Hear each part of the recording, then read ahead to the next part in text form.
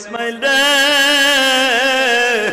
আমি তো তোর একটু পরে জবাই দিব বাবা, তুই তো আল্লাহর কাছে চলে যাবি। আমার মালিক হৃদয়ে বলিস, ও মালিক, তোমার সন্তুষ্ট করার জন্য আমার বাবা 3টা সুমা দিয়ে আমার জবাই দিয়ে দিছে। কত আদর করে বাবাই সুমা দেয়। আজকে যারা বাপ হারায় ফেলছ, বাবার সুমার কথা ভুলে যায় না গো বাবা। বাবার এক একটা সুমা কিন্তু, বাবার এক একটা কিস কিন্তু জান্নাতের নেয়ামত। সঙ্গে সঙ্গে বলে ইসমাইল রে, তাহলে আর দেরি করা যায় না, ওঠ পাহাড়ের উপরে। বাজান ইব্রাহিম আলাইহিস সালাম লম্বা ছিল আপনার আমার হাতের 14.5 হাত। আল্লাহু আকবার বলেন।